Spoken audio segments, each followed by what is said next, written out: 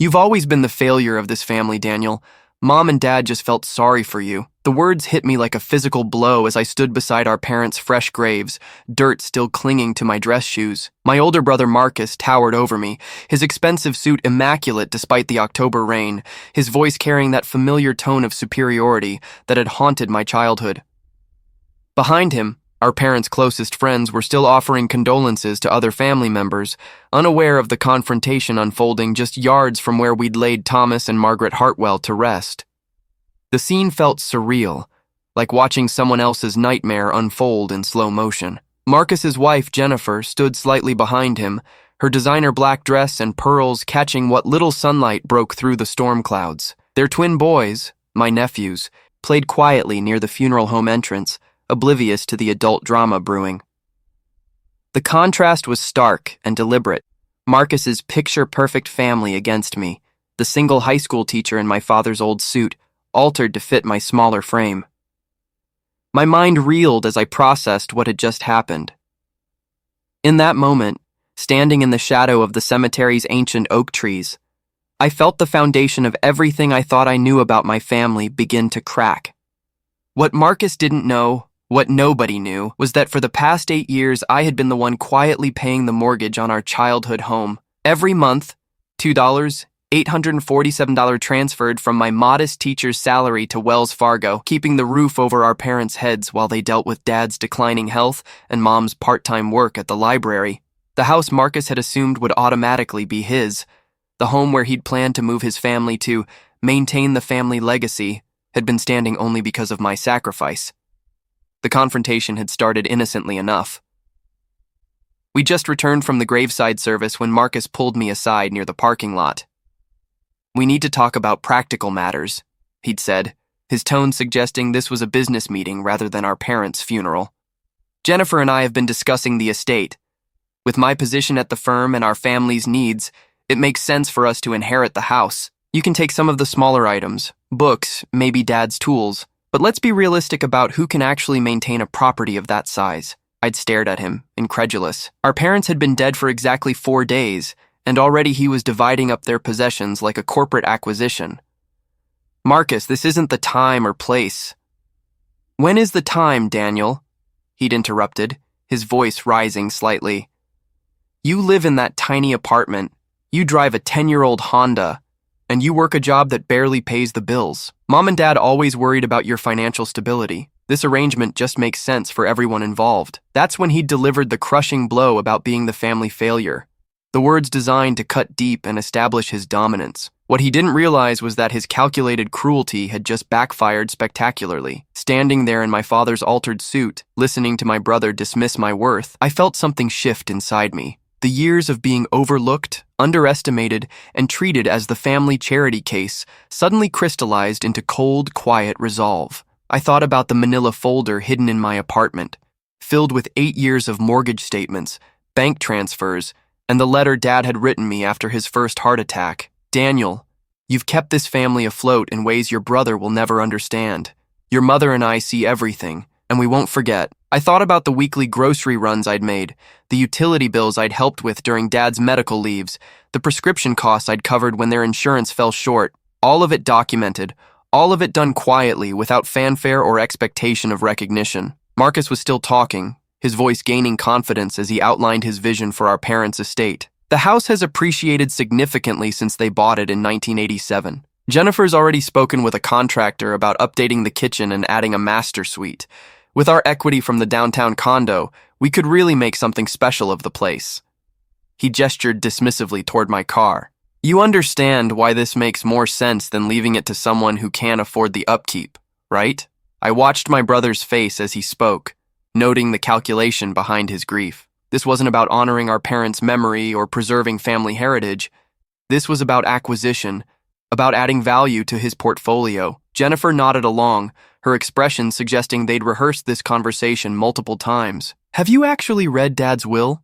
I asked quietly, my voice steady despite the storm of emotions churning inside me. Marcus waved a hand dismissively. "The reading isn't until next week, but come on, Daniel. I'm the eldest son. I have a family to provide for, and I have the financial means to properly maintain the property. It's obvious what Mom and Dad would have wanted. He straightened his tie, a gesture I recognized from our childhood whenever he'd gotten away with something. Besides, they always said the house would stay in the family. Jennifer and I are the family now. The casual cruelty of that statement, erasing my existence as their son, reducing me to some distant relative, hit harder than I'd expected. But instead of the hurt and anger Marcus clearly anticipated, I felt an odd sense of calm settling over me. Dad's words from our last real conversation echoed in my memory. Sometimes the people who love you most are the ones who see your worth when others can't. I think you might be surprised by what they wanted, I said, pulling out my phone. I need to make a call. Marcus laughed, the sound harsh against the backdrop of departing mourners. What?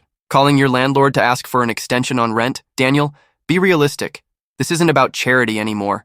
Mom and Dad are gone, and it's time for you to stand on your own feet. I scrolled through my contacts until I found the number I was looking for. Robert Martinez, the mortgage specialist at Wells Fargo who'd processed my monthly payments for nearly a decade.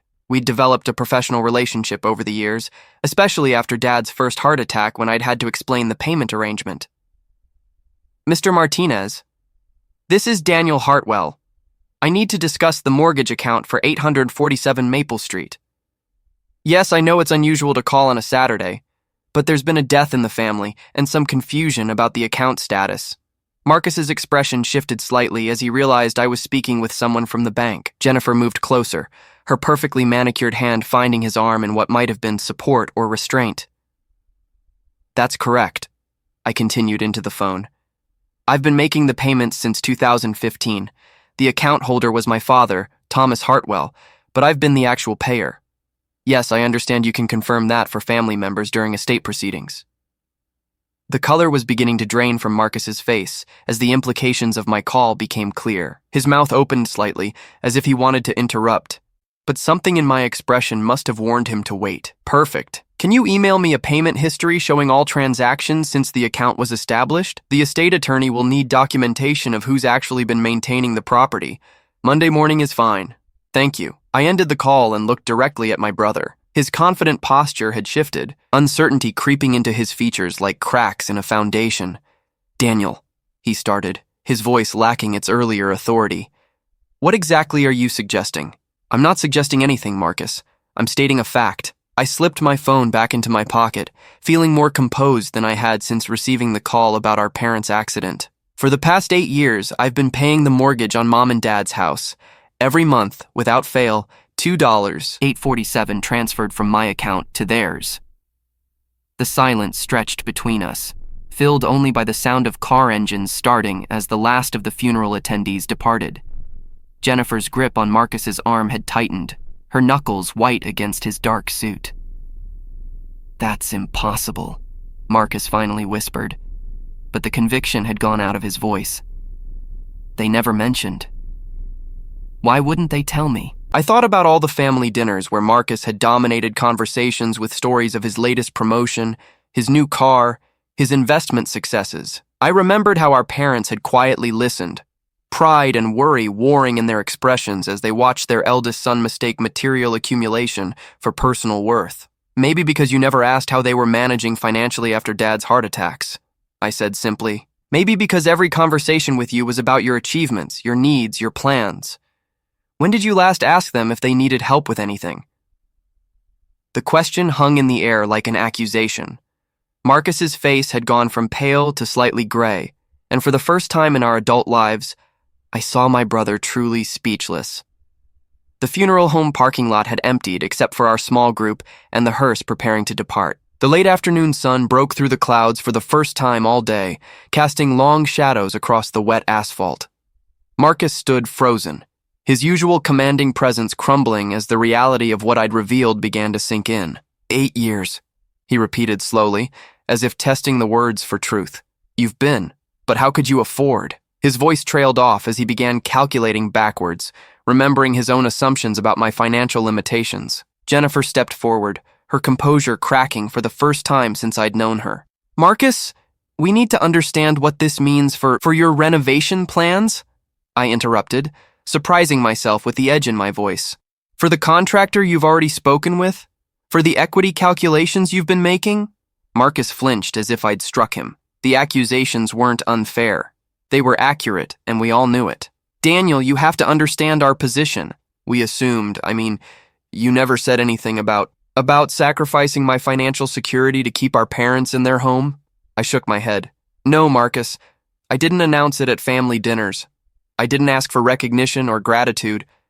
I did it because it needed to be done and because I could do it. The truth was more complicated than I was admitting. Those 8 years had been a constant struggle. Teaching salaries in our district weren't generous, and the mortgage payment represented nearly 40% of my take-home income. I'd lived in a small apartment, driven used cars, and foregone vacations, not because I preferred simplicity, but because every spare dollar went to keeping our parents housed. I'd watched Marcus's lifestyle expand, the bigger house, the luxury cars, the expensive family vacations documented on social media, while I calculated whether I could afford to replace my decade-old laptop. The irony wasn't lost on me that the brother who just called me a financial failure had been living his comfortable life partly because I was quietly managing our parents' most significant expense. Dad knew, I continued, watching Marcus's face carefully. After his first heart attack when you were in Europe for that conference and couldn't come home immediately, he and I had a long conversation about the family finances. He was worried about losing the house, about burdening anyone with their problems. I paused, remembering that difficult conversation in the hospital waiting room. I offered to help with the mortgage temporarily, just until he could return to work. That temporary arrangement became permanent when his health never fully recovered. Marcus's jaw worked silently, processing implications he'd never considered. His whole narrative about inheriting the family home had been built on assumptions that were now proving false. The house he'd been planning to renovate and claim wasn't just their parents' legacy. It was a property I'd been maintaining for nearly a decade. Why didn't you tell me? He asked finally, his voice smaller than I'd ever heard it. If you were struggling to make the payments, I could have helped. We could have worked something out. The question revealed how little he understood about pride, about choice, about the quiet dignity our parents had tried to maintain. Because it wasn't your responsibility, Marcus, and because you never asked. In 8 years of family gatherings, you never once inquired about their financial situation or offered assistance without being asked. Jennifer had gone very quiet, her eyes moving between us as if watching a tennis match where the stakes kept escalating.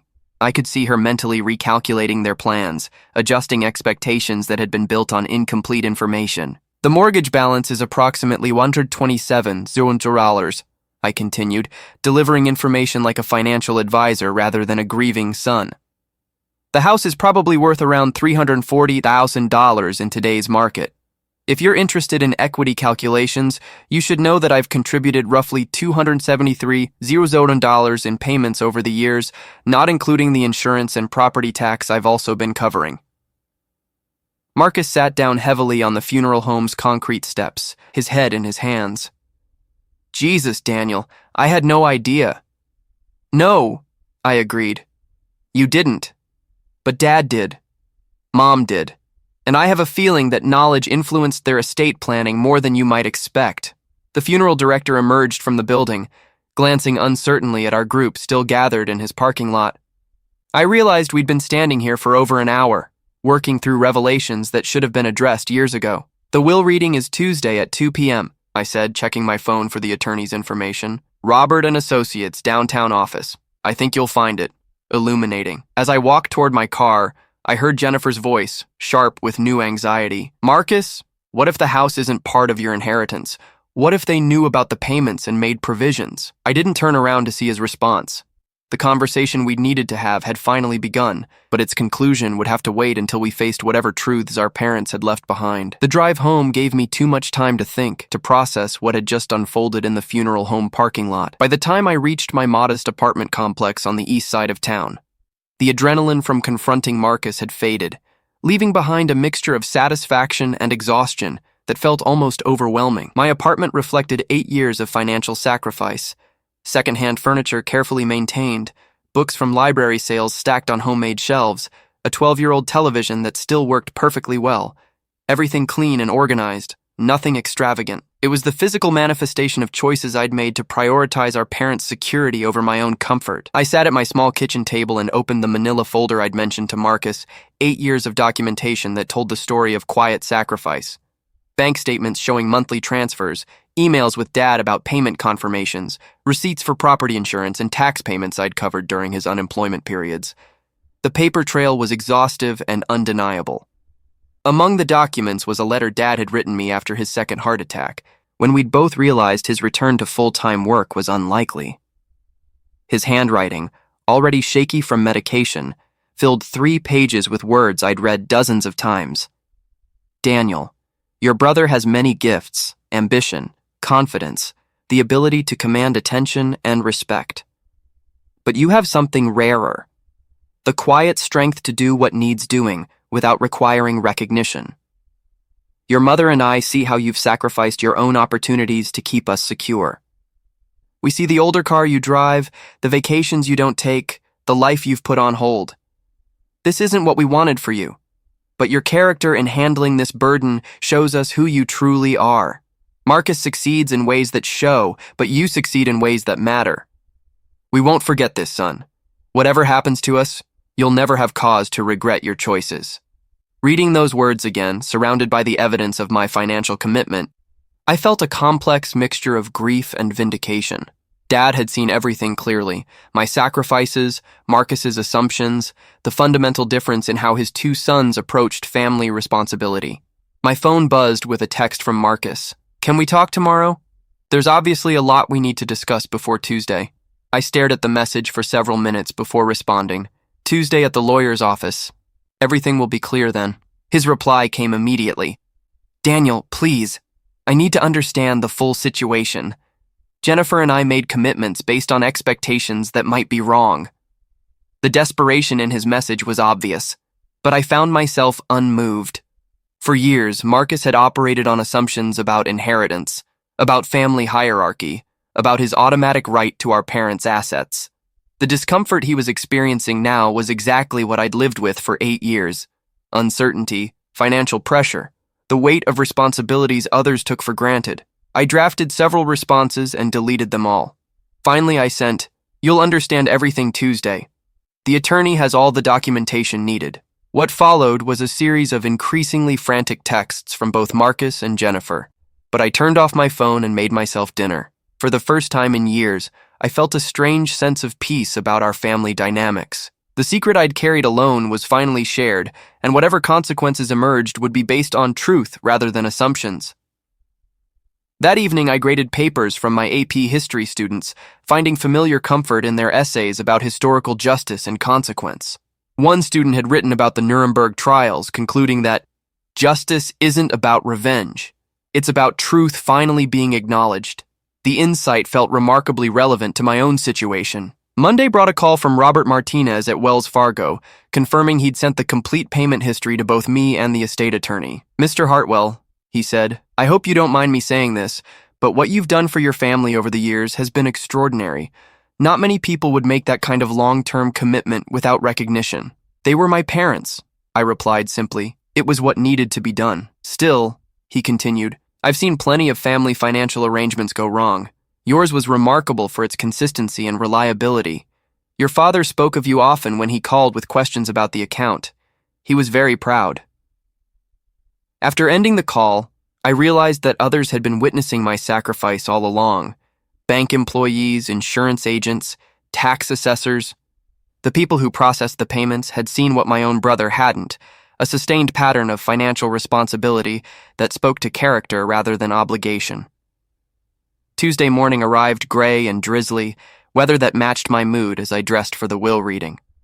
I chose my best suit, the navy blue one I'd bought for job interviews 5 years earlier, and tied Dad's favorite tie, a simple red one he'd worn to every important family event. The law office of Robert & Associates occupied the 3rd floor of a converted Victorian house downtown, all polished wood and brass fixtures that spoke of old money and established practice.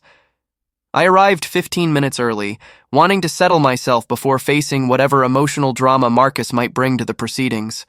The receptionist, a kind-faced woman in her 60s, offered condolences and coffee with genuine warmth. "Mr. Robert spoke often of your parents," she said.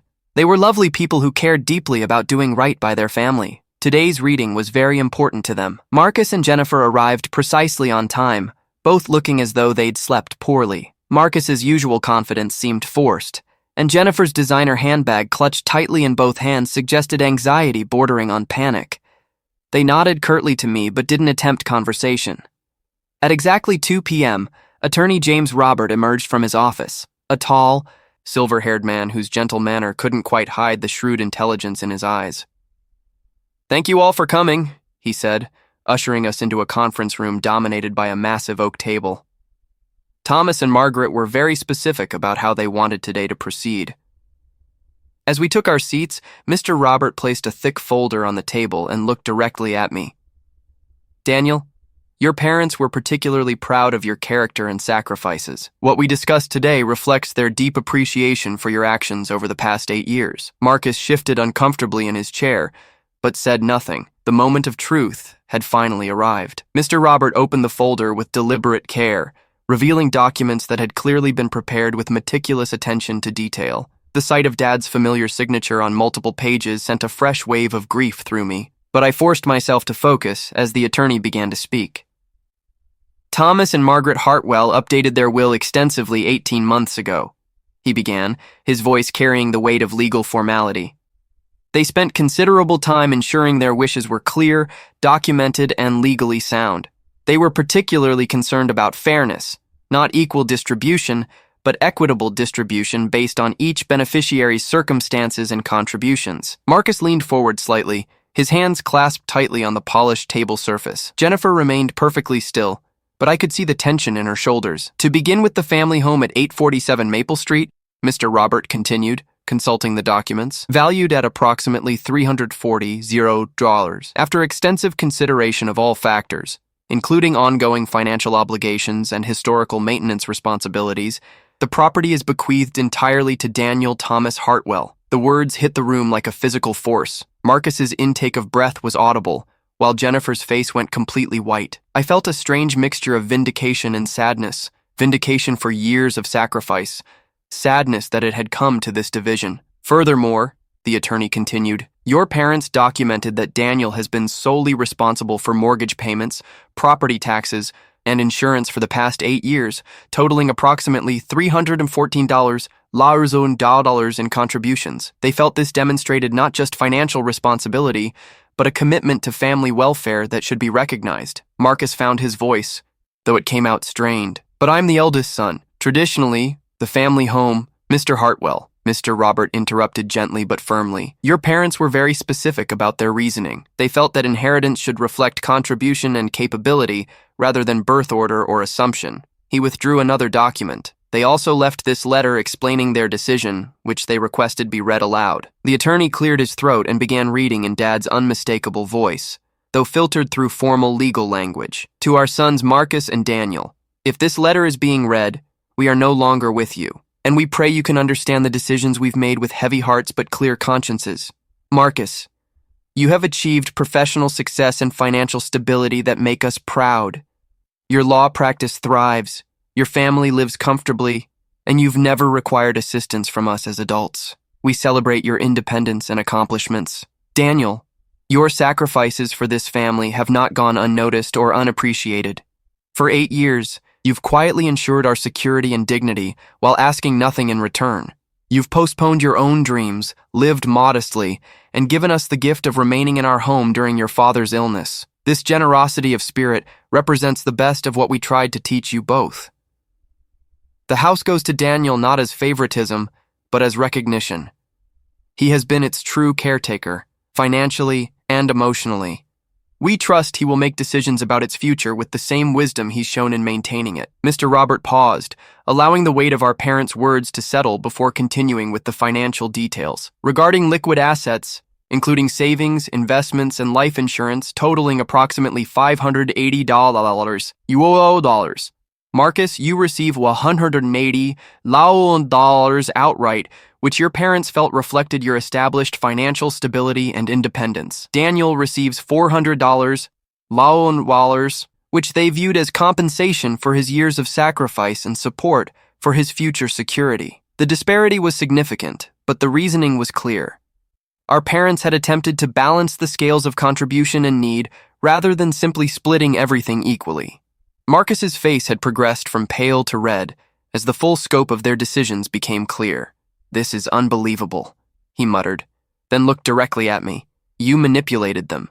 You convinced them to cut me out of my own inheritance. Marcus, Mr. Robert intervened, I can assure you that your parents made these decisions independently after months of careful consideration. Daniel was not consulted about estate planning and had no influence on their choices. Jennifer finally spoke, her voice tight with controlled panic. What about the grandchildren? Emma and Jake? Surely there are provisions for their education? The attorney nodded. Indeed. Educational trusts have been established for both children, funded with $50 each, growing with interest until they reach college age. Your parents were very concerned about their grandchildren's opportunities. It was a generous provision, one that demonstrated our parents' love for Marcus's children, despite their disappointment in his assumptions about inheritance. The trusts would ensure Emma and Jake's education, regardless of their parents' financial decisions. Additionally, Mr. Robert continued, there are smaller bequests to various charities and family friends, all detailed in the complete document you'll each receive copies of. The room fell silent as everyone processed the full scope of our parents' final decisions. Marcus stared at the table, his jaw working as he struggled with emotions I couldn't quite identify. Jennifer's hands trembled slightly as she reached for her purse. I need to ask, Marcus said finally, his voice barely above a whisper. Did they say anything about why they felt I didn't deserve more? About what I did wrong? Mr. Roberts' expression softened with genuine compassion. Your parents loved you very much, Marcus. They were proud of your success and happy that you'd achieved independence. But they also felt that Daniel had earned recognition for his sacrifices, and that your financial stability meant you didn't require the same level of support. But the house, Marcus pressed, our childhood home, the place where we grew up, that has value beyond money, which is exactly why they gave it to the son who's been preserving it, I said quietly, speaking for the first time since the reading began. I didn't ask for recognition, Marcus, but I've been protecting that house and their ability to stay in it for 8 years. Every month, every payment, every financial sacrifice.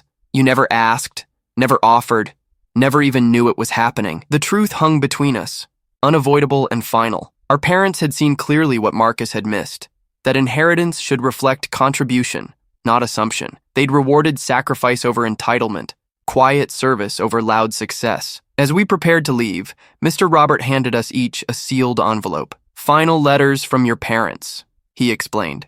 They wanted you to have these privately. Walking out of the office, I felt the weight of 8 years of responsibility finally lifting from my shoulders, replaced by the security our parents had intended to give me.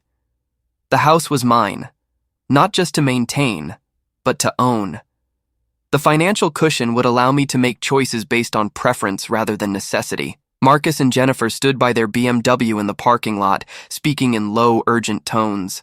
As I passed them heading to my car, Marcus called out, Daniel, wait. I turned, unsure what else could possibly need to be said. I never knew, he said simply, about the payments, about your sacrifices.